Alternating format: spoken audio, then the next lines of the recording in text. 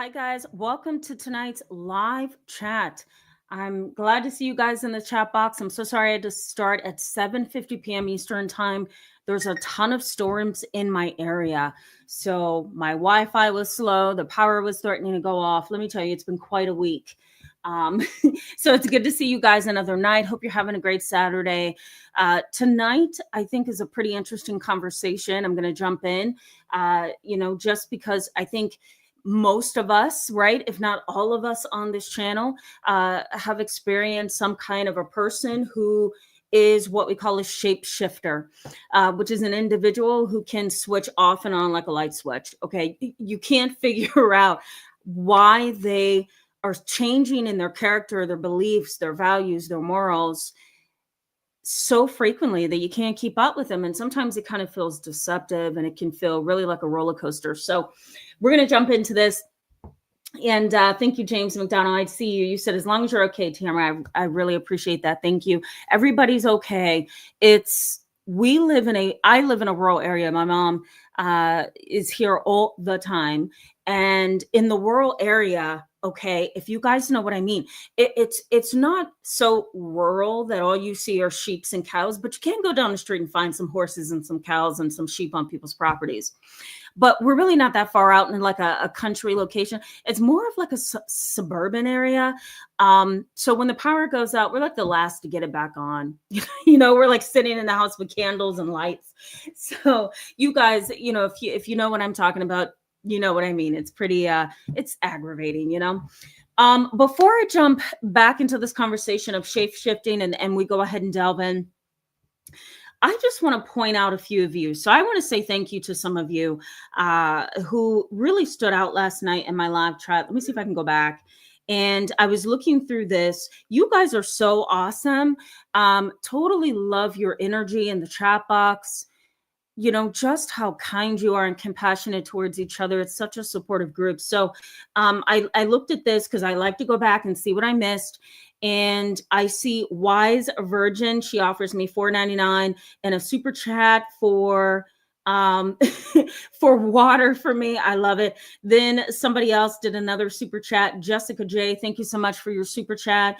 Kev Dower, thank you so much for the super chat. I am working on getting me a new water bottle. Okay, so that's going to help me a lot. I can work things out. Breezy, thank you for your super chat. Orlando, thank you for contributing to my water fund. I didn't even know I had a water fund until last night. You guys are great. So I just want to say thank you so much for that kindness. I appreciate you. Mind you, I do not have the water bottle tonight. I do have the coffee cup, and it has a message on here. I don't know if you can see it. Can you see that?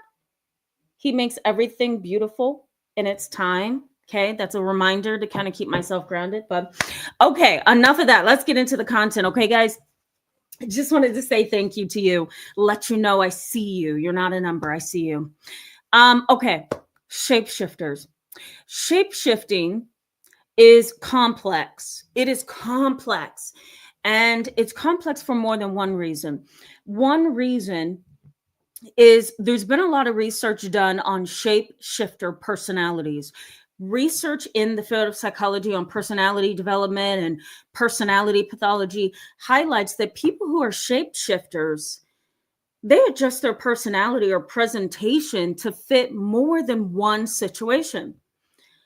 They kind of adjust and shift their personality and presentation to fit more than one situation. When I read the definition of that, I thought, okay, it's some duality of character. That makes sense, right? I have like a Gemini. I'm a Gemini. Although I don't believe in that. But my mom is like, you can be switchable. And I'm like, in what ways, And my family will tell me you could be switchable. Like 1 minute you're just going along and you're smiling. The next minute you're looking at somebody like, how dare you, But I have to have a reason to switch. If I don't have a reason to switch, I'm not going to just switch, guys. But a shapeshifter doesn't really need a reason to shift. They shift, and their duality of character is shocking because 1 minute they're kind and they believe in humility and they believe in values and honor and morals. They don't believe anybody should be treated differently than the other person.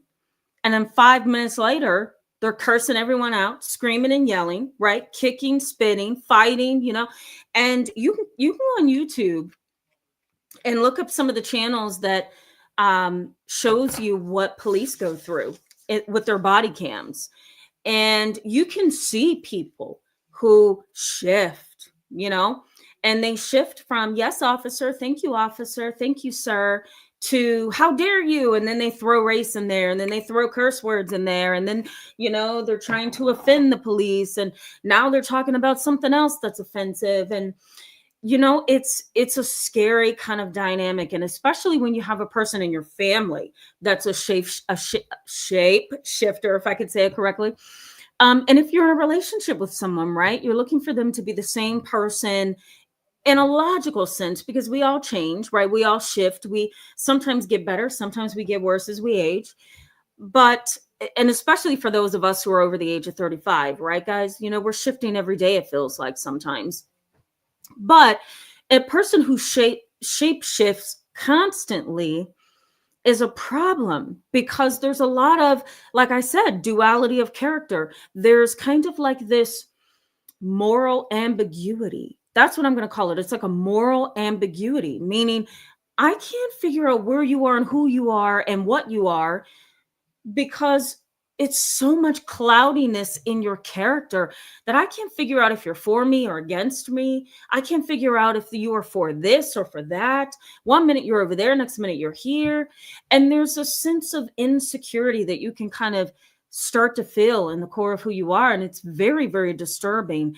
The other piece of this concept of shape shifting is the spiritual, existential, folklore, methodology kind of edge to everything. So this is another ram of shape shifting. And for those of you who are like my eldest brother, he used to watch the very famous X-Men. I used to look at him and I'm like, oh God, why are we watching Wolverine all over again and Storm, and why are we doing this? And he would watch X-Men with me while he was babysitting, and I would be like this half the time because I was so bored. But shape shifting was utilized in that context. It was even utilized, I'm going to throw this in here for you movie people. It was even utilized in the movie Terminator, right? Where there's a human form and there's a robot form. There's a werewolf form, there's a human form. And so you've got these two ideas that kind of fills our mind when it comes to a shapeshifter. And partly what people mean, according to psychology, partly what people actually mean when they say you're a shapeshifter is exactly what I'm telling you. It's that mythology, it's that folklore.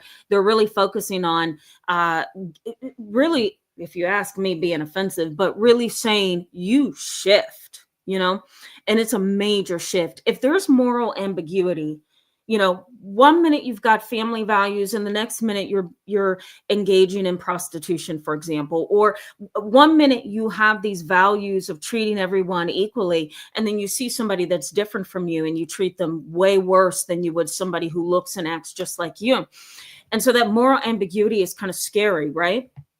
The other piece of the puzzle is we all can shift. So it's not abnormal. It's not like we all have to be James McDonald, right? Or Q Quid Award, is Q Quid Award 24 hours a day or 12 hours a day or 24/7, I should say.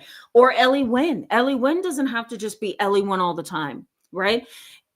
Everybody shifts. Tamara is not Tamara all the time.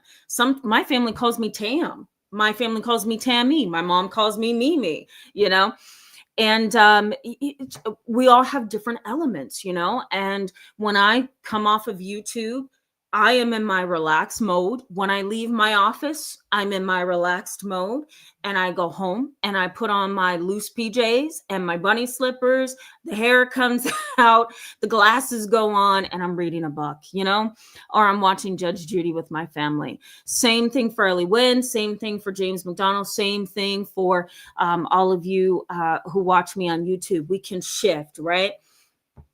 That is normal.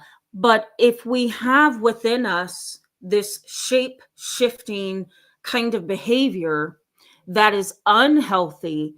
Now we're talking about deception. I should have titled this live chat dark psychology, because we're going to get into this in a little bit here. I messed up on the title because it should have been dark psychology, but we're going to get there. I may change it later. But you have this deceptive edge when you are this unhealthy shapeshifter. There's deception, there's ambiguity. You're never going to be able to pin down who that person is, why they think like they do, why they do what they do. It's hard. You know how sometimes, I'll put it this way, sometimes you can look at a person and you can say, okay, I understand what kind of person you are. I think I'm going to treat you this way, or I could talk to you this way and not, talk to you another way. I kind of know what you are and what you're all about. Sometimes we can get that sense about a person, right? We know, don't joke with him over there. He's really serious minded. Or don't say anything to Tamara about race, or anything that offends character or anything that offends God. Don't talk to Tamara about that stuff because she's not going to go with it, right? So we kind of know people. But when you're an unpredictable shapeshifter, that then becomes evil, because now psychology starts to focus on deception, ambiguity. I can't pin down who the person is. No matter what I do, I can't pin this down. The third thing is being highly unpredictable. I don't know how to talk to you. I don't know how to engage with you, because if I talk to you and engage with you in a way that I think is healthy, somewhere in that engagement with you, you're going to find something wrong and you're going to explode. You're going to be offended. You're going to get angry. You're going to be hostile. It's hard dealing with a person who is so unpredictable and even deceptive in their beliefs and their characteristics that you don't even know, if you say the wrong thing or do the wrong thing, you won't even know that you have, because the person changes and shifts so much. The other piece of this that dark psychology highlights is these kind of unpredictable shapeshifters. They can talk to you and be for one political or religious or moral thing, and tomorrow completely change on you. And you have absolutely no forewarning, right? And that person becomes offended, or they become angry, or they become overwhelmed by you because they don't feel like you are measuring up to their new rules and expectations. Catch that? They don't feel like that you are living up to their new their new expectations. I'll put it that way, expectations, right? And their new belief systems. You're not measuring up. They've switched overnight. Sorry, I didn't tell you I switched, but I switched. And that can be a very dangerous thing. I once had a client, I'll give you a little bit of a concrete example here. I once had a client. She came in with her dad. Dad left the family, was on drugs, left the family for 12 years, came back later. My 25-year-old client brings dad into a session. Dad sits down, she sits down.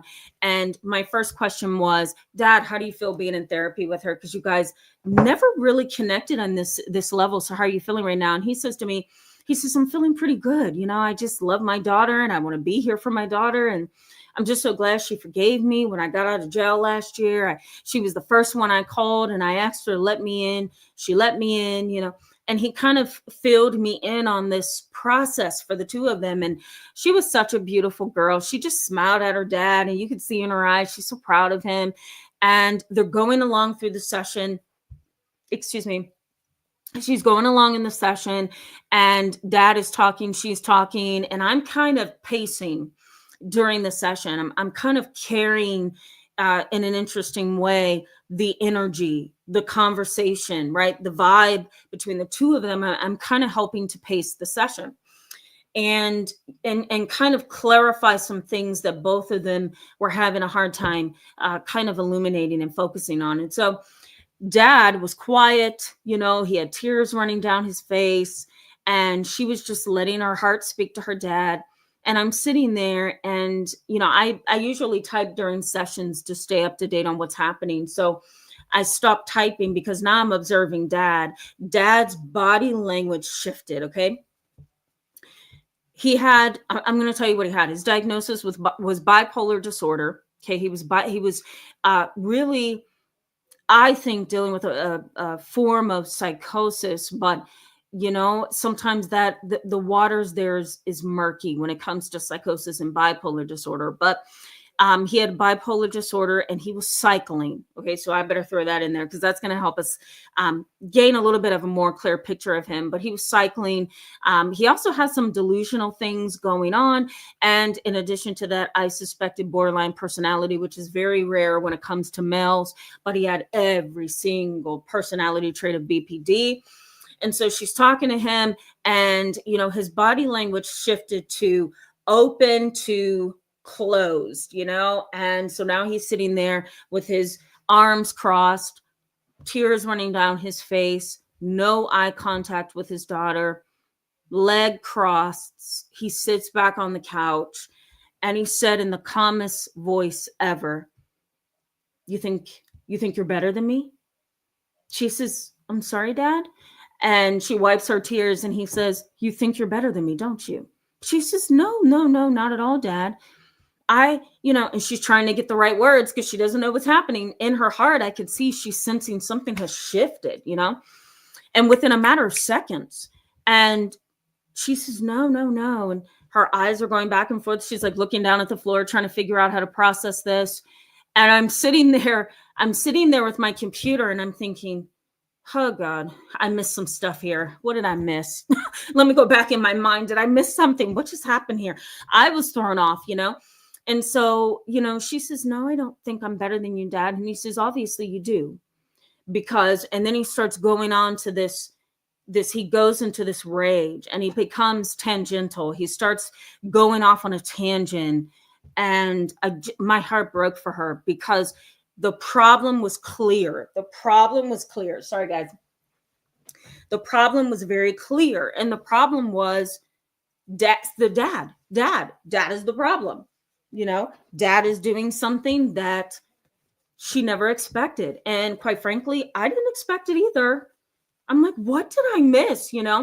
And so over the course of several sessions, sorry guys, if I'm distracting you trying to get into my sweater. I'm sorry, it's getting cold. The sad part about that was she never expected it. And over the course of several sessions, I just sat kind of nervously because I didn't know what to expect after that, And so he's a prime example of a shapeshifter. And what happened in that scenario is he didn't give her any time to shift, and he didn't give her any warning that he was going to shift. And that was the session. This session was probably 2 or 3 years ago. That was the session that kind of prompted me to learn more about labile moods. We call that labile sometimes, meaning that it's switchable and changeable. It can be a roller coaster. Part of when therapists meet with new clients or new patients, the first thing we're looking for is labile moods. Well, not the first thing. We're looking for a variety of things, but I'll put it this way. One of the things on the top of my list is often layability, because I want to know, is your mood switchable or are you stable? And if your mood is unstable and you're switchable all the time, so much so that people recognize the shift, then that may signal bipolar disorder, borderline personality disorder. It can signal anything. So yeah, this is an example of shape-shifting. And it's pretty scary when it happens right in front of you or you're experiencing it. Let me also say that there's kind of this embodiment of change and adaptability.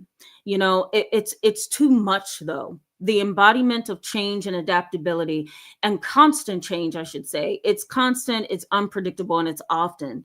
And it can be very, very destabilizing. Think of how it is in a toxic family or narcissistic kind of a family dynamic where the parents are constantly shifting and changing and adjusting and moving. And it kind of keeps the child or the adult child, it kind of keeps their mind on this roller coaster, right? That's constantly going and going and going without any healthy stops in the road, without any periods where you can kind of pump the brakes and pace is what I'm trying to say. So living in a family like this, or having parents like this, or being in a relationship with somebody like this, it can be really damaging. So we're going to jump into this, okay, guys? Because I want to give you the common issues that you're likely to see in people who shapeshift. And I also want to bring up something that involves psychosis just very briefly, because you may have a family member or friend or somebody that you know that thinks about what we call clinical wait, why am I forgetting it? Lycanthropy. That's what it is. I hate that. It's like Friday and Saturday, my brain goes on a complete stop. It goes on a complete stop. But it's clinical lycanthropy, okay? And really what it is a delusion. So I'll bring it up a little bit later. And then I want to give you the impact. What kind of an impact does a shapeshifter have on you? Okay. So let me go to the chat box and see what you guys are saying. Let me welcome you. Inner Horizon Led. Hello and welcome. Good to see you in tonight's live chat. Really good to see you. James McDonald, thank you so much. I appreciate that. Welcome to tonight's live chat. James McDonald says, my mother, Graham, etc., were the ultimate chameleons, but would present completely different personas depending on who it was and in how it would benefit them. Yeah, absolutely. Absolutely. Have you seen characters, James McDonald, and even for the rest of you, have you seen characters where, you know, they seem really docile and depressed in their personal life, and then they go out in society and they are clearly happy? You know, they're talking and they're mingling and they're getting along. We call that social chameleons. Social chameleons, they kind of adjust their behavior to fit in socially. You know, if I'm at a baseball game, I think I'm going to, you know, kind of socially change my behavior to fit that setting. If I go to a loud restaurant, right? Or a Mexican restaurant or an Italian restaurant, I think I'm going to go ahead and shift my behavior socially to fit that environment. Can that be adaptive? Can that be healthy sometimes? Of course, yes. However, it's when you're shifting so much that people can't stay connected to your true identity.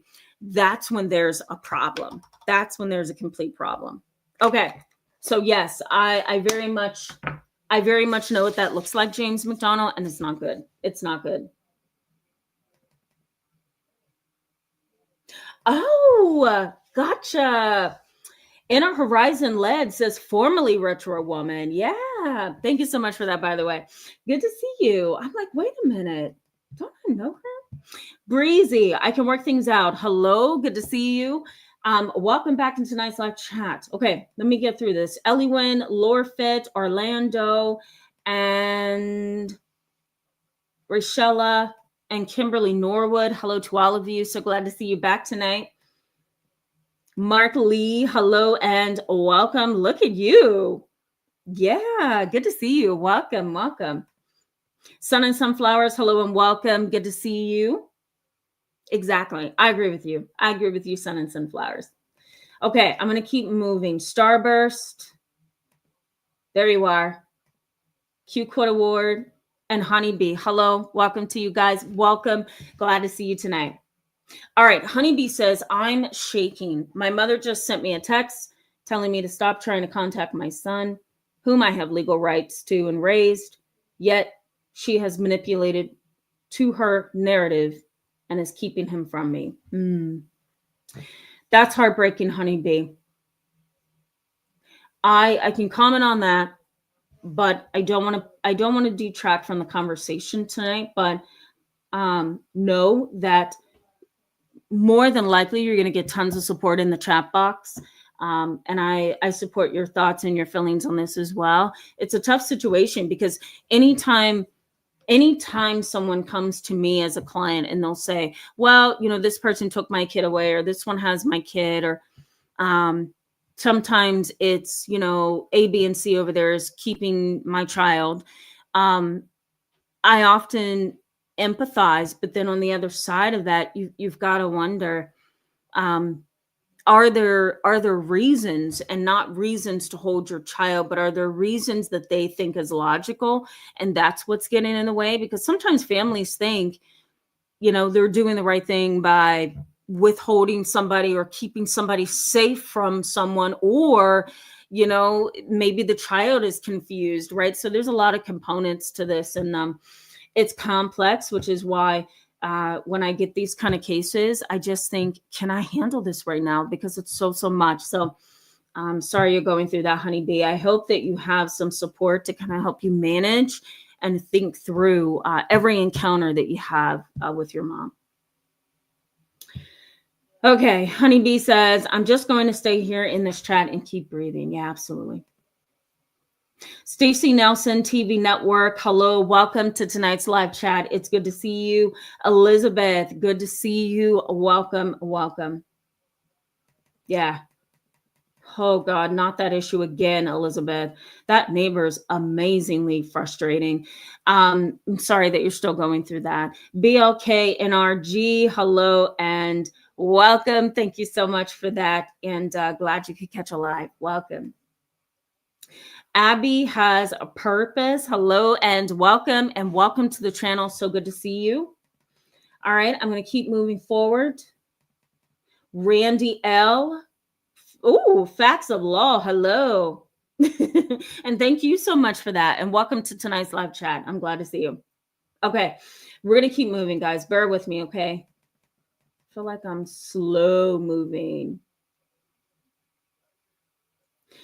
Dre Williams, I'm going to say hello to you. Welcome to tonight's live chat. Corey, hello, and welcome to tonight's live chat. Good to see you. And welcome to the channel. I feel like I haven't seen you before, but maybe I have. Welcome. Good to see you. Rochella says, yes, the moral ambiguity is scary. My mother said to my cousin, my favorite nephew, all excited once, and that's not her personality at all. So I'm not sure where all of the exuberance came from. Yeah. My favorite nephew. Oh boy. I don't know. And unless somewhere in her head something shifted, don't ask me. I have no idea. These people are pretty interesting. And that's why they're called shapeshifters, right? Because you can't keep up with them. It's almost impossible. Ellie Wynn says, but my basic morals are stable and a sort of stable culture. Yeah, I totally get you. Yeah, that's okay. That's normal. Yeah, that's normal. But again, it's when you're shifting so much that people can't keep up with you from 1 minute to the next, 1 day, 1 week, 1 month from the next. That's when the problem kind of kicks in. Jessica J, hello and welcome to tonight's live chat. Says, I didn't get a notice. Glad to be here tonight. I don't know why that happens. I'm so sorry. But I'm glad you could be here with us as well, Jessica J. Hope you're doing well. All right, I'm going to keep scrolling, guys. Angela Nicoletti, hello and welcome. Glad to see you tonight. Welcome. Okay. Whoa, there's a lot of comments already. Sun and Sunflower says, shapeshifters in my family are very dangerous. They've been diagnosed, but refuse to take meds for their unstable behaviors. They feel they know how to take natural remedies, but don't take it either. Well, I totally get that. Some people are like, I don't want to take medication because A, B, and C. Totally get that. You have all of that personal and free will to do that, right? Medication isn't for everybody. Medication can sometimes make you worse, and medication really does depend on the success of the medication, really does depend on your system and your brain and the biochemistry of your person. And so I totally get that, right? At the same time, if you're going to try natural remedies, you need to try it and then stick with it and see if it works. Or if you need the medication, you have to take it, right? But it's so hard to get other people to do that, Randy says, why do I feel this can be a learned tool by saying undercover police or undercover informant? Oh, I'm not sure what you're referring to, and I don't want to comment on the wrong thing. But I will pull from that and say, Randy, that sometimes shape-shifting can be a learned tool. It can be a learned behavior. That duality of character can be a learned trait. Some people really appreciate being a shapeshifter. And those are the histrionic people, the ones who are theatrical, the ones who are in theater sometimes and in acting, right? the ones who really like to go into public and draw attention because of their very loud and disrespectful behaviors and dispositions. So sometimes that can be used as a tool to get your way, to intimidate other people, to put fear in other people, right? To kind of bogart in other people's spaces. So I will pull from your comment and say it is a learned tool for a lot of people. Ponytail, when I don't hear that cute screen name, I know you're not with us. So it's so good to see you. I didn't see you yesterday or the last week. So good to see you. Glad you're back. Baby Buttercups, here's another cute name I love. Welcome. Good to see you in tonight's live chat. Daphne R. Norwood, hello and welcome to the channel. Good to see you. Daphne says, what happens to the children of bipolar mothers? Well, the research on having a mother with bipolar disorder is kind of mixed.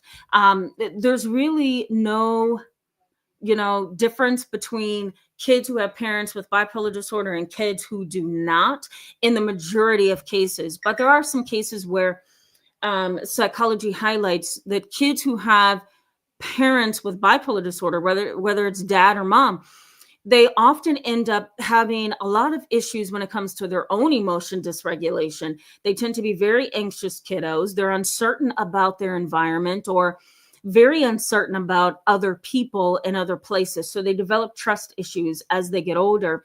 Sometimes they even abuse drugs and alcohol starting at a very young age so they can manage that parent's changeable moods and the shape-shifting behavior of somebody with a bipolar disorder that's untreated. Now, there is some developing research that focuses on adult children of parents with bipolar disorder who are also substance abusers. And if you have bipolar disorder with substance abuse, alcohol abuse, marijuana abuse, methamphetamines, Percocets, over-the-counter drugs, whatever, that's called a co-occurring disorder. And a co-occurring disorder, or it's really two separate disorders that impacts each other.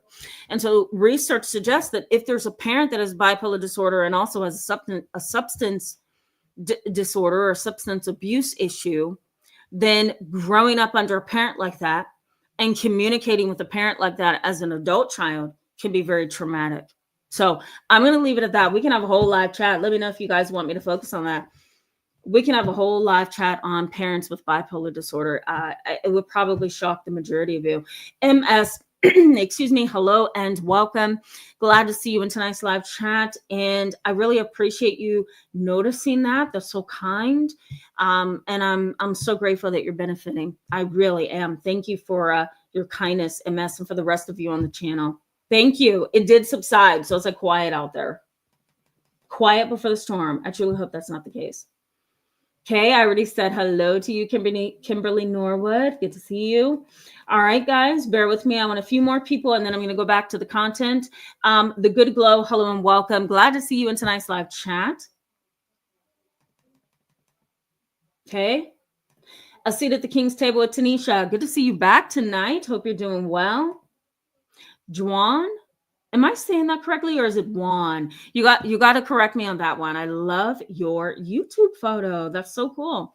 My brain feels like that every day of my life. Good to see you. Welcome. Welcome.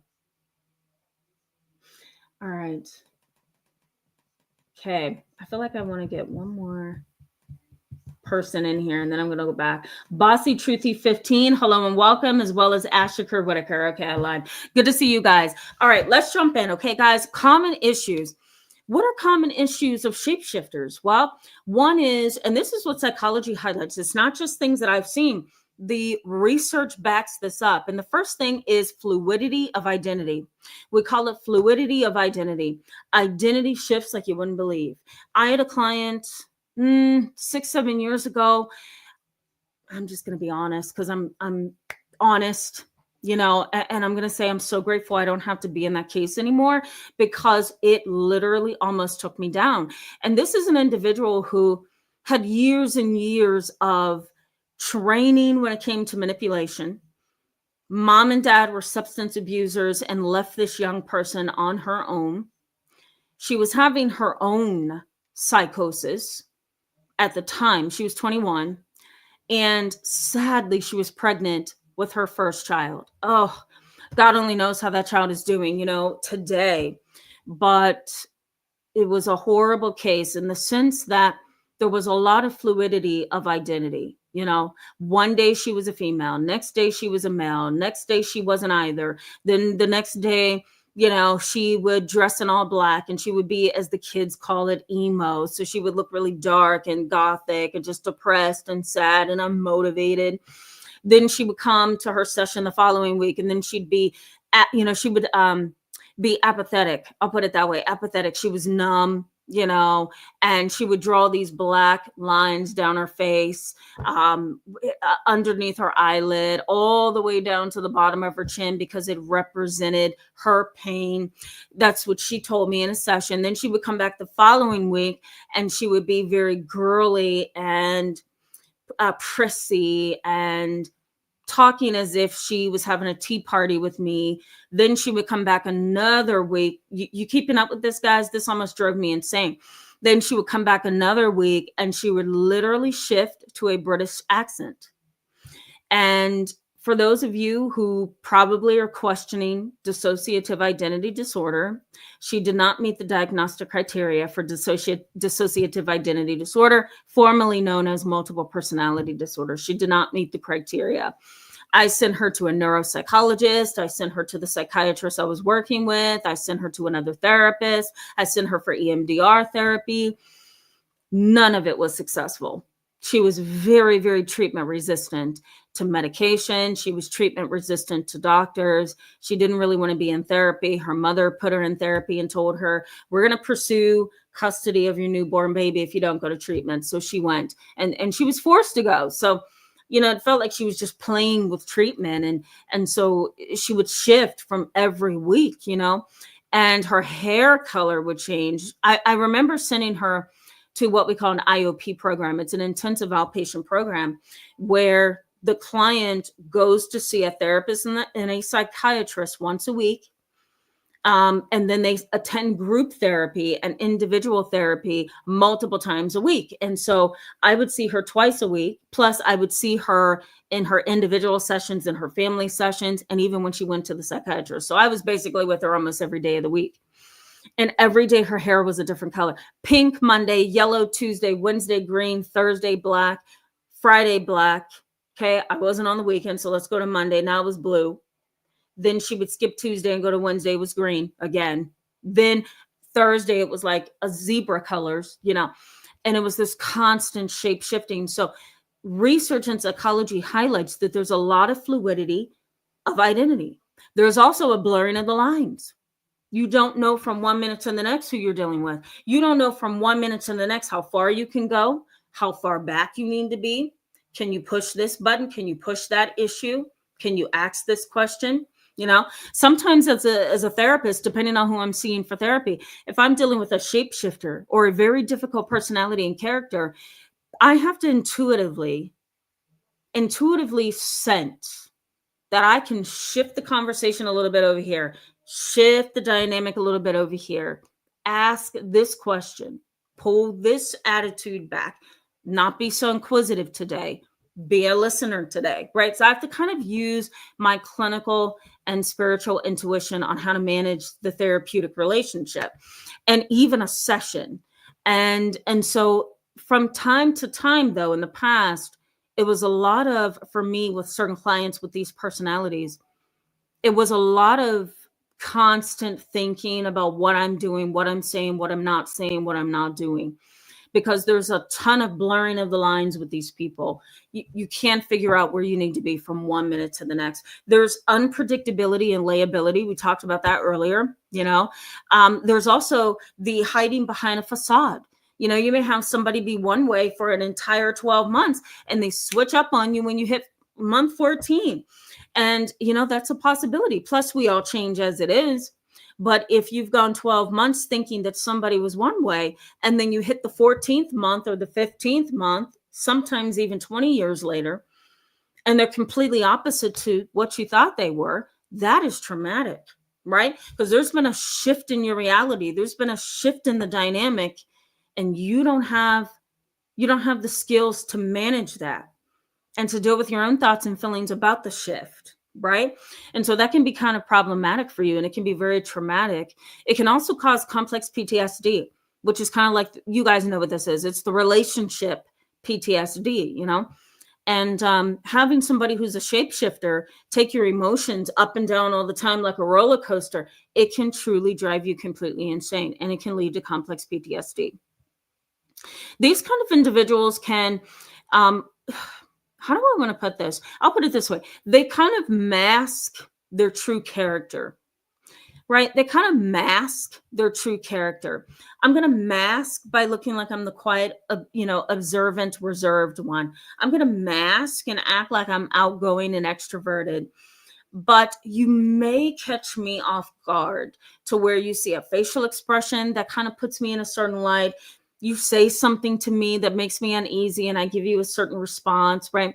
Some people are very good at masking, but if you hit the wrong button, you may see a glimpse of the true them. Tell me, guys, in the chat box, is this what you have seen in your own life, right? You can push one button and see a completely different person and you never knew was there, you know? We can also say that these individuals can very much leave you feeling confused, just shocked and confused, right? And you may feel so defensive and so afraid that you pull your walls up so high because you don't know how else to deal with this person who has shocked you and confused you. You didn't expect the shift, and now that it has happened, you're completely shocked. These individuals are also on the radar of borderline personality disorder. There are some shape-shifting characteristics in some people, not all, some people with borderline personality disorder, because there's a lot of codependency. And sometimes if there's codependency, the individual with borderline personality disorder who already has a ton of emotional voids as it is, they may cling to that person they're codependent with, right? Or there may be a trauma bond there, and the individual starts taking on the characteristics of the person they are codependent with, right? And so Allie over there is now turning into Jim, because Jim and Allie are always together, and they are each other's emotional person, and they are each other's support system so much that we don't know who Allie is and we don't know who Jim is, you know? And so codependency, as well as modeling and learning from that modeling, can cause shape-shifting and borderline personality disorder. Now, clinical lycanthropy is this delusional state of mind. And an individual can adopt a delusional state of mind, which is really holding this false belief. It's a false belief. There's no proof that the belief is true. There's no research about the belief that you think is true, right? But the individual strongly believes that their thinking on something is true, it is real, it is authentic, it is something that everybody needs to pay attention to. And so with clinical lycanthropy, the individual believes that they have a shape-shifting behavioral pattern. They believe that they can switch, right, in a second, like a shapeshifter. But here's where it's a delusion. They believe that they can shift into dogs, and it's a select few of animals. It's not like this is a person who believes that they can shift into an animal.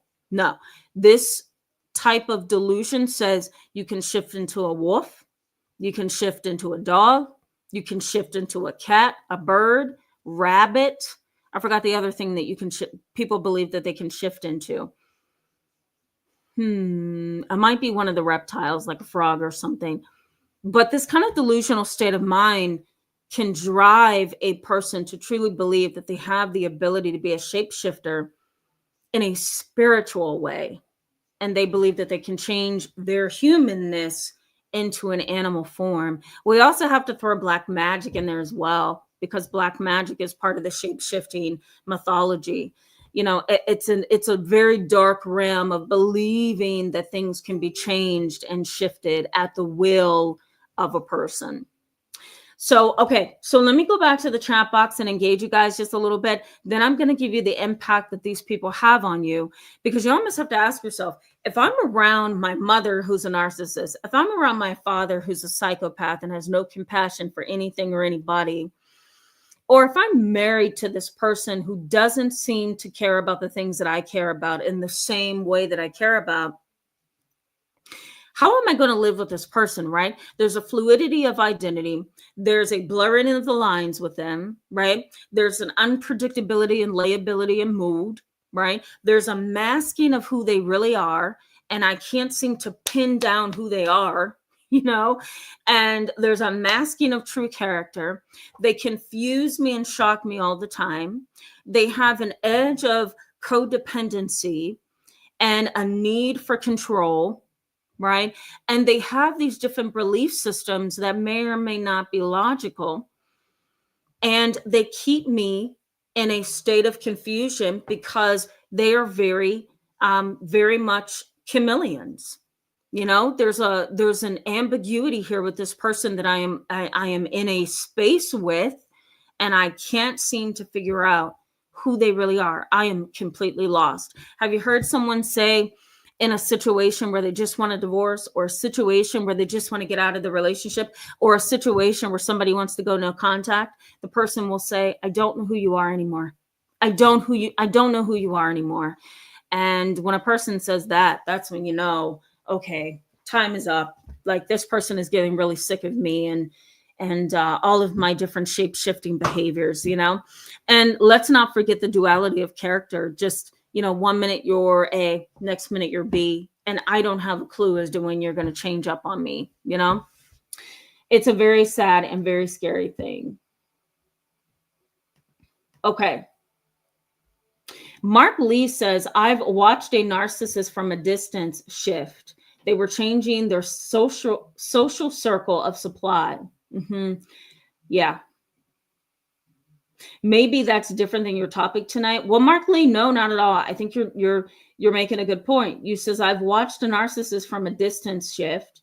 They were changing their social circle of supply. Yeah, it is no different than what I'm talking about. You're saying the right thing. Really what's happening here is a manipulator cannot succeed if they don't shift their social circle. If their social circle is the same and the same for too long, somebody eventually picks up on what's wrong. And that's not what a shapeshifter wants. That's not what a narcissist wants. That's not what a sociopath wants. They want things to remain consistent. They want you to consistently be blind. They want you to consistently be abused. They want you to consistently be, in this mental space of nebulousness about them. And so the only way they can do that is by changing social circles. Forget all those people over there who saw who I really was. Now I'm going over here, and a lot of people fail to realize that that's a pretty dark personality trait. It's a dark personality trait because the individual is logically and rationally making shifts to different social groups because they have an ulterior motive. They're not trying to better themselves. They're trying to hide, and cloak themselves. So very much relevant for tonight's live chat. Randy says, police are taught this duality of behavior in high-level undercover operations. Yes, they are. Does that make sense? Yes, it does. Yes. Police officer in the family. And you're right. You're right. They do. They learn that duality of character. They're pretty good. Okay. And I'm talking about the good police officers. I'm talking about the talented and intuitive FBI agents, And if you watch how they operate and you sit and watch the things that they learn, they're amazing. And they're pretty much a group of individuals, the good FBI agents, the good police officers that have a real mission in life and have people at the heart of everything that they do. And have high morals and standards and stick to them. Those kind of police and FBI agents, they should just be heroes, and they should be applauded for the hard work that they do. Randy, they do a lot of thinking and processing and trying to understand not the psychology necessarily of everything, because that's a little bit different of a knowledge level, but they try to understand everyday humans, how the primitive human brain tries to navigate or think or behave, and they have to learn a lot of tools. So you're right. I think they're so impressive sometimes. I really do. Daphne R. Norwood says, so sad. I have a daughter who I believe is bipolar. She's mad with me and won't let me see the kids. Very hard to deal with her. Impossible, in fact. Thanks for your answer. Yes, you're welcome. And it is very hard to deal with. And I know you didn't ask for any advice or suggestions, but I'm going to throw this out there. It could be helpful. My suggestion is try very hard, if you want to see your grandchildren, to play the game with her, not manipulate her, but figure out how she plays the game. What is it that you want from me? Why are you stalling? Why are you stonewalling, which is refusing to talk to me or let me see the grandkids? Why are you doing that? What's the intent? Well, if you want to hurt me, then okay, I'm just going to have to show you that you're not winning here. You're not hurting me this way. So now try a new technique. The other piece of this that you can consider is trying to walk that fine line. So giving a little bit more than maybe what you typically would, giving an apology, trying to see things from her side, making her feel like you're kind of, trying to truly see things from her side. That may be helpful, and kind of straddle that fence just a little bit so you can see your grandkids. The other piece of this is, most individuals with borderline personality disorder who are not treated, they tend to be rather immature. So it may be helpful at a certain point if you are emotionally and psychologically strong enough to do this, because it's hard, right? When someone has hurt you, but you might be able to rise above her and say, you know what, I'm your mother. And so I'm going to take that position of authority, and I'm going to call you and I'm going to say, we're not going to do this. Okay. What do you want from me? I don't know what it is that you want from me, but I'm listening. And then, take it from there. It's really tough. Hopefully you're getting support on how to manage somebody with bipolar disorder, because it's really hard sometimes. I hope that was helpful in some way. Hope that was helpful. Elizabeth says, addiction of a parent is very traumatic to a child. Someone told her experiences about this to me. She hid the substance. She got hit seriously. Yeah. Yep. Good point, Elizabeth. I agree. Hi, Bo. Welcome to tonight's live chat. Good to see you. Bo says, been on meds for severe depression a little over 2 years now, and I'm impressed by them. Yeah, good. My outlook has changed. The melancholy is gone. Goodness, Tamara, slow down. That is awesome, Bo. That's wonderful. Sometimes people do shift and adjust to their meds right away like that, and that's a wonderful thing. Sometimes it takes so many tries, right? And some people just say, I'm tired. I can't do it. I can't. James McDonald says some of these disorders are spiritual in nature. I agree. 100%. I honestly believe that dissociative identity disorder can have some spiritual elements to it. And I honestly do believe that if we're not careful, sometimes we can make it a clinical issue when it's a spiritual issue. We can make it a clinical issue when it's a soul issue. And that is not a good thing, right? But that is something that we tend to do. And it stops us, I think, in more situations than pushes us forward. Baby Buttercup says, yeah, I was thinking DID. Yep. Okay. Jacqueline Fuller, hello and welcome to the channel. Good to have you tonight. Oh, thank you so much. These things, thank you. I wear like 900 pairs of glasses because I get migraine headaches really bad, so I have to wear them all the time. But I wear 900 million of them. So you're probably going to see me shape-shifting when it comes to my glasses. Here's another pair. I'm not kidding you. Sometimes my clients will come in, the kids that I see, they're so cute and sweet. I'm giving you guys a mental break by telling you this. But sometimes I get kids that come in and they look at me like, those glasses, who are you? And then the next day I'll have on another pair and they're like, oh, God help me, who is she? Some kids don't like that though. I don't know if you guys have had this experience, and I don't know if it's just my kids that see me for therapy, but some of them don't like when you change. One day I had on my wireframe Jeffrey Dahmer looking glasses. I'm going to call them that right now. And one of my kids was like, Miss Chamber, that doesn't look like you. And they just stared at me the whole session. And I'm like, do you want to take these off? Would that be helpful? You know? So sometimes kids don't like it. You're not going to shift on them. Jessica J says, oh my God, sounds like my mother-in-law. I still believe she's multiple people. She is so toxic to be around. Finally, no contact after decades of abuse. Yeah, absolutely, Jessica J. I wouldn't be surprised if that is, right? She could be a shapeshifter for sure. So some people embody and digest the shape-shifting demeanor. You know what I mean? They just become a shapeshifter over time. It's awful. Juan or Juan says, tomorrow it sounds like John, but you can just say John. And my friend James, religious, wants to say hello. It's the first time he sees you live. Yeah, thank you for the comment on the profile picture. Yes, you're welcome. You're welcome. Okay. Jose Aguilar. Am I saying that correctly? Is that it? Oh, I feel like I'm messing that up. Okay, I have no idea. I apologize for that, but it's good to see you. Welcome to tonight's live chat. Good to see you. All right.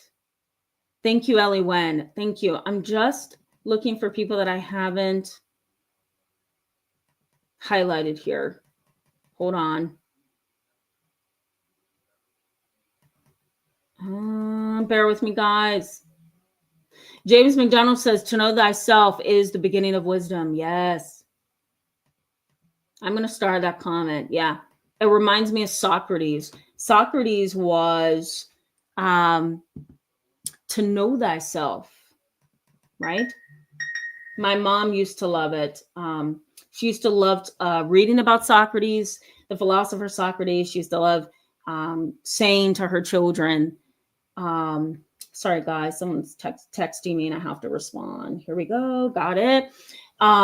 She used to say all the time, know thyself. She loved that. She was hung up on that.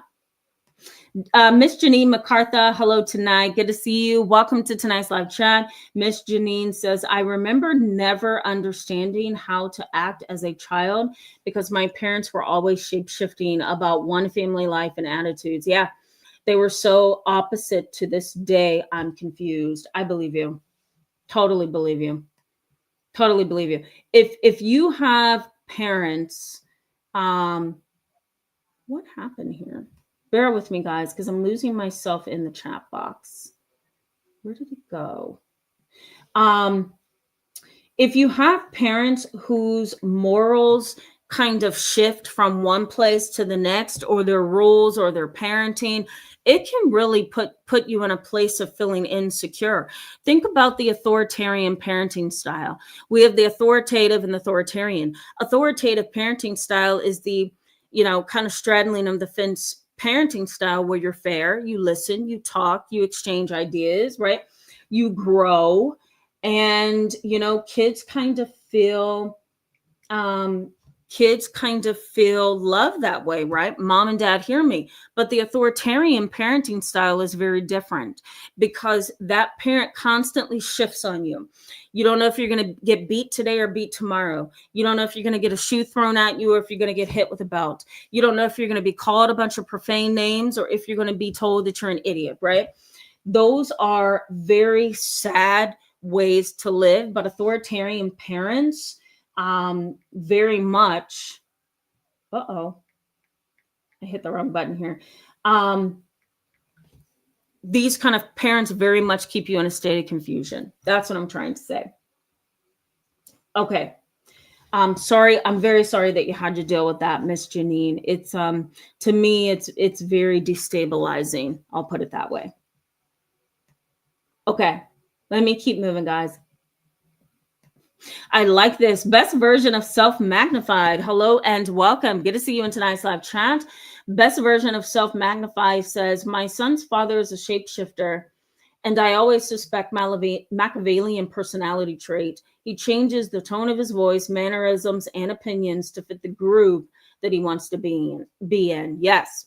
Keep in mind that a Machiavellian, just for those of you who aren't clear on that, Machiavellian personality trait can very much be a dark soul. And it's an individual who really gets this sadistic pleasure out of doing things to other people.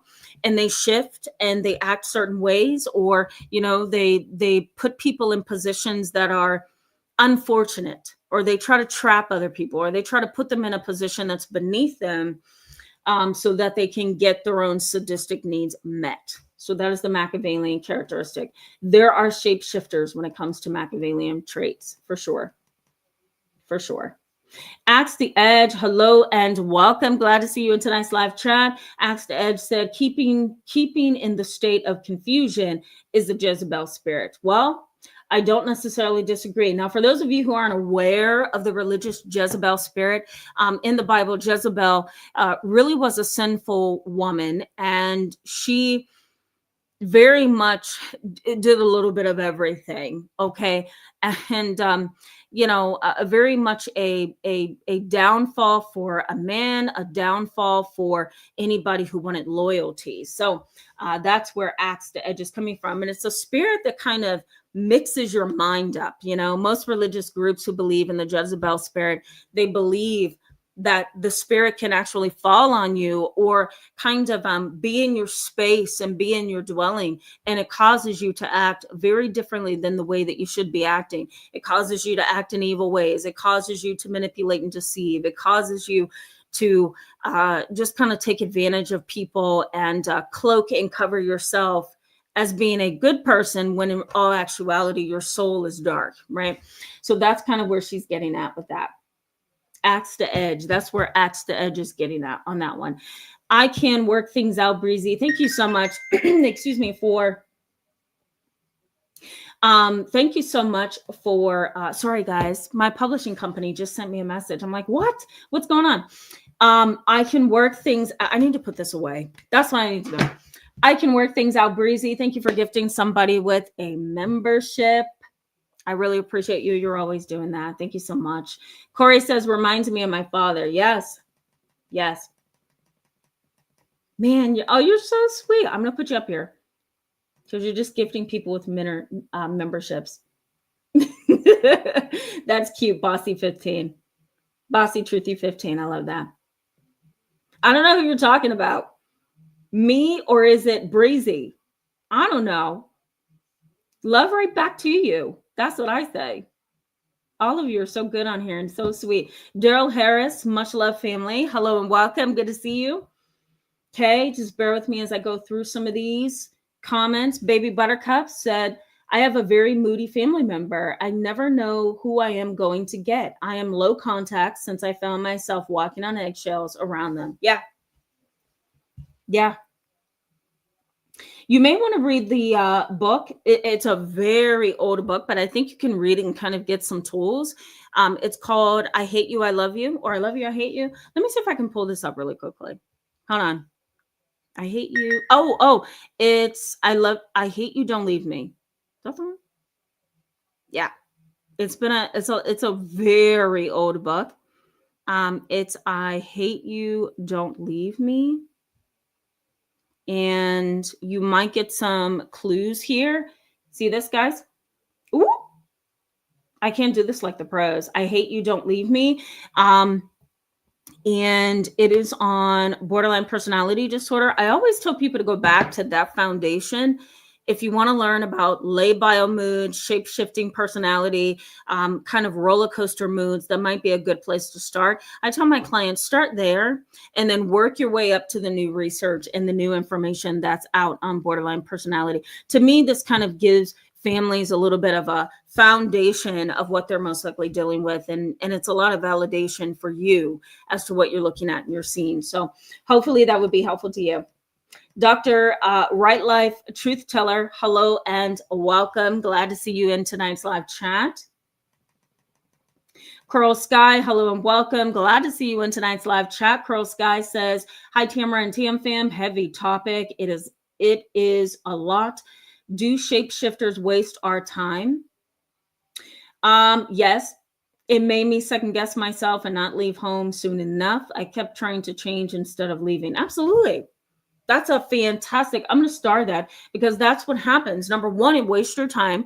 Number two, it wastes your energy because you're never going to be able to shape shift or shift in a healthy way into the person or character that the other person wants you to be, right? And it's really hard to live up to the expectations of a person who is not very stable, right? And then the other part of that is if you are dealing with a shapeshifter, you know, the first thing you're going to think about if you're growing up in a household with somebody like this is, I want to escape. I want to get out of here. And excuse me, that doesn't shock me at all. No, I'm glad you brought that angle of things up. Thank you for that. Orlando says, Tamara, ex-wife switched up so quickly at the end of our 19-year marriage, knew nothing about covert malignant narcs. Yeah, I remember you telling us that, Orlando. That's horrible, right? You spend 19 years with someone. That is a fantastic race. You know what I mean? That's a fantastic run. Some people can't make it 2 years after they get married. Some people can't make it 5 years after they get married. You made it 19 years and then something happens, you know? Sometimes that's it. And other times it's you missed all the warning signs. But for the most part, some people do shift just like that and you never saw it coming, you know? That's the sad part. All right, guys, one more comment. And then I'm going to go back to the content. We're going to wrap up. MS says, I called my brother out on the fraud and forgery he's committing in my name. Asked him to stop. He tells me he didn't like me anymore. There's nothing else to say. Only low contact because of money enmeshment. Wow, that's awful. I mean, you could take him to court. You could, small claims court. I hate taking people to the legal system, but, you know, if you have to, you have to. You hate doing that with your family too, right? If you watch Judge Judy, like my siblings do and my mom, you know, it's a common Judge Judy thing where family members take family members to court. It's so ugly, you know, but if you have to hold him accountable and help him understand that you can't commit crimes and get away with it, then that's what you have to do, you know, and more than likely he'll be ordered to pay you the money back. Ellie1, I'm sorry that this is triggering. Yesterday was triggering too. And I need to stand on my word and list a disclaimer. And James McDonald, thank you for saying that. Knowledge is power. Okay, how does this impact you? You ready for this? You can develop resentment towards the shapeshifter, your mom, your dad, your daughter, your son, your sibling, because of their constant pushing of boundaries. Shapeshifters push boundaries. They push you here, then they nudge you, then they push you some more, right? Because they want to see how far they can get, right, in your life or with you. They want to see how far they can get before you find them out. They want to see how far they can get in their deception, right? So you may find yourself developing a form of resentment with them, right? A form of resentment because of their constant pushing of boundaries. You know, nobody wants that. Nobody wants to continually be nudged and pushed, and you're transforming in and out, and I have to transform with you. That is exhausting. That fluidity of identity. Excuse me, 1 minute I'm here, next minute I'm here. God, no, that is just too hard, right? So that fluidity of identity is problematic for a lot of people. And so you can build over time resentment over this constant changing and switching that's all around you. The other thing is that you may have some uncertainty about them and yourself. Who am I? You've changed, so who am I? Right? And you've shifted on me multiple times. So how do I treat you? You know, I once had a kid come in 17 years old with his dad, and he says, Dad, I don't know what you want from me from 1 minute to the next, you know? And I didn't believe the dad shifted and changed as much as he did, but he did. He was very much a shapeshifter. He would say one thing one session and come back with a different attitude and disposition, right? And he would go back on his word and make promises and fail to, you know, ride that out. And so it was a very ugly situation. And so my client, who was just the precious age of 17, just a baby still in the world, right? He didn't know anything about life. He was trying to figure it out. So this young man, you know, he struggled with his own identity because of his dad shape-shifting. So you can develop over time this, who am I and who are you? And when you change, who am I then? and that's a scary piece. You can also have difficulty with trust, right? We all know that. Attachment issues, trust issues, not knowing boundaries very well, not knowing that your boundaries are too fluid or too porous or too flexible, not really knowing how to be firm and have a healthy boundary, right? Having attachment issues like disorganized attachment, where you've got this combination or mix of anxiety and avoidance. I'm avoiding this situation. I've got anxiety at the same time, and it's keeping me back from certain relationships. It's keeping me held back in my job. So having that disorganized attachment style is possible. Being overly active also in your life and not really knowing how to pump the brakes, right? Because you're constantly in this compensatory mindset. I've got to compensate for what this person has done in my life, right? This person has detracted something from me in my life because they've deceived me. They're unhinged. And, their behaviors are just constantly changing, so much so that I don't even know who I am. So I'm going to compensate, right?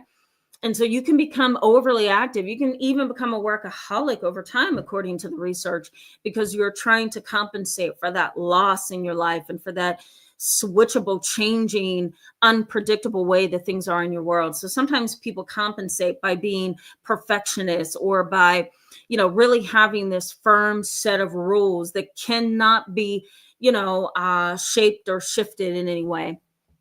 So some of the research says you kind of compensate by being a little bit strict in your own life sometimes, or being a perfectionist. There's also apathy. You can develop this form of just numbness. I don't know what I'm feeling.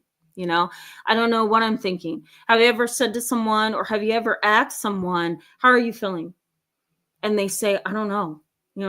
When a kid comes to my therapy sessions, even some of my adult clients, I'll say, I usually welcome them into the session. I'll say, hi, how are you? And they'll say, good. And I'll say, fill me in. How have things been since your last session? And then they'll, update me a little bit. And sometimes I'll say, how have you been? Fill me in. What's different? And sometimes my young, hip teenage clients, they'll say something like, I don't really know, Miss Tamara. I don't really know how I feel. It's so much. I don't even know how to categorize it or how to name it.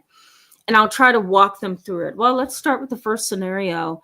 What is the first situation that happened to you this week that was a little bit unstable or uncomfortable? And by the time we work through the whole entire week, then they realize, oh, I'm depressed. I'm unmotivated. I'm apathetic. I'm numb. I'm exhausted, so you can develop that. You may also develop something known as reaction formation. That's a Freudian concept. And really what that means is that you're showing a certain emotion that's different from the real emotion. And if you've been in a parent-child relationship or a romance or a marriage or a friend relationship or even a boss employee relationship, where the person is constantly shifting on you and you have to shift with them, sometimes a healthy defense mechanism, depending on how it's used, is reaction formation. And sometimes it's an unhealthy defense mechanism. You're saying, I'm showing you this emotion when in reality I really feel this way. I'm going to smile and tell you I'm happy and act happy, and I'm going to act free, and I'm going to act like everything is wonderful, even though on the inside I feel like I'm falling apart. So reaction formation. And lastly in this category is relying on others for their approval. You have somebody that's constantly changing their view of you and their attitude and their dispositions all around you. It's hard to feel validated, right? And so sometimes that validation comes from the intentional seeking of approval from other people. I just need a smile. I just need a positive word being spoken, right? I just need somebody to tell me that I'm A, B, and C. So it'll be that constant seeking of approval from other people. This is a lot, right, guys? Building resentment over time because they push boundaries, difficulty with trust, attachment issues, right? Being overly active and engaging in compensatory behaviors, being numb or apathetic, which is another word for numb, being in the position of engaging in reaction formation. I'm showing you a different emotion than what I'm really feeling, having all these questions about their character and yours, and seeking for approval in other people. These are all the things that you can deal with. And there's more. I've only used, a few of these to kind of help make the point that these individuals can be very damaging over time. Okay, let's go back to the chat box and wrap up, guys. We're a little over an hour, which is really good. So we're just I'm gonna say hello to you guys and engage you and answer your questions and comments, and then we're gonna wrap up. This is a lot, right? It's emotionally draining to talk about shapeshifters, and it's emotionally draining to think of them and to be around them. I prefer the person who naturally shifts with maturity, age, right? Depending on what social environment we're in. Sometimes I can be a very extroverted person in a social setting if I realize that that's who I need to be in the moment. And then as soon as I leave, I'm ready to collapse. Why? Because I'm an introvert. So we can shift in a healthy way, but when it's unhealthy, it's unpredictable, it's deceptive, that is the problem. Thank you, Angela Nicoletti. I hope I said that correctly. Thank you so much for that. I appreciate you. James McDonald said the same thing. Thank you. Thank you. I appreciate you. Tiffany Edwards, hello and welcome. Good to see you in tonight's live chat. Yeah, right. Thank you so much. If I can find information on where I got those, I'll let you know. I'll let you know. I got them last year, so. Oh, that's a good one. That's a good one. One of my coworkers wears wigs every day. Okay. She is Italian to her heart. I love her. Her family culture. I just love her family. Okay. If I had to die and come back a different person, I would be her in her awesome Italian family. I love her. But here's what's funny. Okay. And she may be watching. I don't know. Here's what's funny about her. Okay. She wears wigs every day. Imagine a cute Italian young girl. Okay. A young woman. She's got 4 kids. Okay. She is tired. She has a husband who runs her rugged. And she is exhausted. Okay. She wears short wigs, bobby cuts, long hair, Pocahontas hair. Then she'll come back the next day with a huge bun. Okay. Then she'll go, and I'm like, why are you doing this? We don't work together anymore as we used to. But we do FaceTime. She's now in a different state, doing some other things in her career. But when we used to work together, I would be like, why are you doing this? Why? And she would say, oh, you haven't seen anything yet. And she'll come back the next day with like a Pocahontas wig on. So, Orlando, I'm sure you've seen women who switch out of wigs all the time. It can be a little scary, right? Force of Living, hello and welcome. Glad to see you. And thank you so much for that. I appreciate that. There you go. But some of my kiddos in therapy, they don't like me to accessorize, One day I had on, I'm going to tell you this funny story. One day I had on a shirt that was cut like this. Okay. I'm not a cleavage showing woman. Okay. I don't like doing that. And as a therapist, I'm here to help you, not show what I've got. So I don't do that. So I wear shirts that are really high intentionally. When I am dressing in the morning, that is my intentional goal. Okay. So I'm not that kind of woman, but here's what happened to me. So I wear shirts like this sometimes, or I'll have on button down shirts and I'll leave this part open. One of my kiddos, 7 years old, I was talking to her. We're sitting on the floor, I'm talking to her. We're talking to each other. She's coloring and I'm sitting there just looking at her, talking to her about her dad or mom.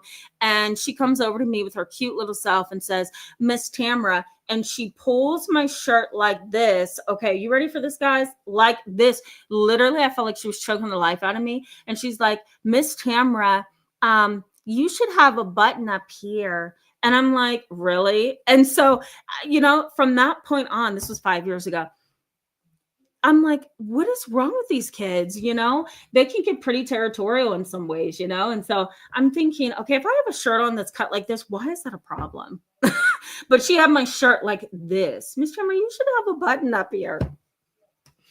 So thank you for that. I appreciate you for standing up for me. The Good Glove says, my boss engages with me when others are around, but when no one is looking, his disdain for me as a parent, whenever he says something to insult me, I ask him to repeat himself, and this makes him unease. Yeah.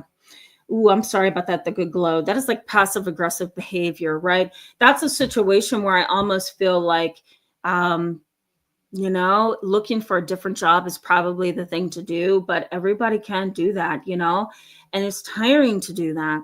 But I'm sorry you have to deal with that. I don't like bosses like that. I don't like coworkers like that. It's horrible. Hang in there. Hang in there, the good glow.